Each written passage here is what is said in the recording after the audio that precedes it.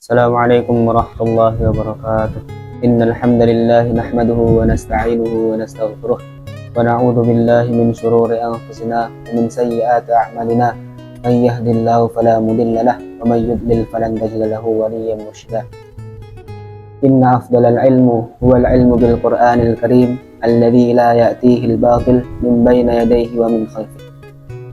Oleh karena itu, pada kesempatan kali ini kita akan membahas mengenai ilmu yang berkaitan dengan Al-Quran, yakni mengenai perbedaan dari surah-surah Makkiyah dan surah-surah Madaniyah yang telah menerangkan kepada kita Syekh Al-Hafnawi rahimahullahu ta'ala secara detail pada kitabnya mengenai karakteristik surah-surah Makkiyah dan Madaniyah, yang dari detailnya itu diturunkanlah kepada kita beberapa panduan-panduan yang ketika kita mendengar suatu ayat dibacakan, maka refleks kita bisa langsung tahu, oh ini Makkiyah, oh ini Madaniyah, tanpa kita harus membuka mushaf untuk mengetahui di mana diturunkan ayat tersebut. Sebagaimana yang beliau paparkan dalam kitabnya sebagai berikut. Yang pertama, banyak kita jumpai lafadz kalla pada juz-juz akhir di dalam Al-Quran, seperti yang disebutkan dalam surah Al-Mutaffifin, A'udzubillahi minasyaitonirrajim, kalla bal rana ala qulubihim ma kanu yaktubun. Maka ketika antum menjumpai lafaz kalla, maka itu Makkiyah. Kemudian yang kedua, setiap surah di dalam Al-Quran yang di dalamnya terdapat ayat-ayat sajidah, ayat-ayat yang Allah perintahkan hambanya untuk sujud, seperti yang terdapat pada surah Al-Alaq.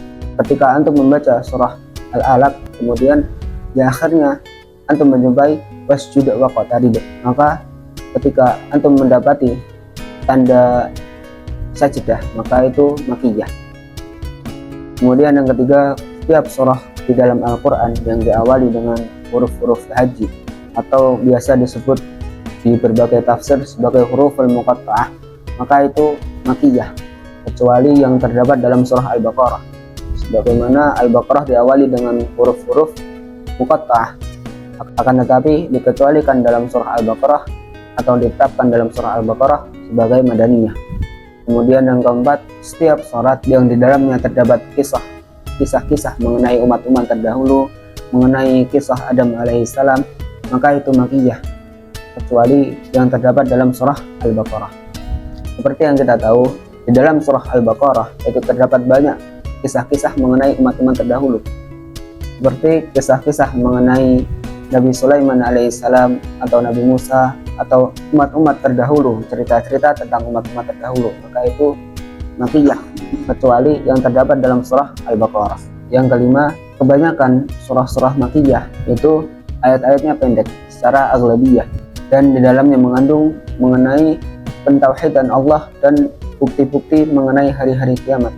Adapun surah-surah Madaniyah secara aghlabiyah itu tawilah, panjang, dan mengandung di dalamnya mengenai hukum-hukum syarak yang Allah turunkan untuk hambanya di muka bumi ini, seperti yang Allah turunkan dalam surah Al-Maidah mengenai larangan mencuri, as-sariqu was-sariqatu faqta'u aydiyahuma. Maka dari sini Allah menetapkan hukum syarak, yaitu larangan untuk mencuri, dan ayat-ayat seperti ini secara aghlabiyah itu Madaniyah.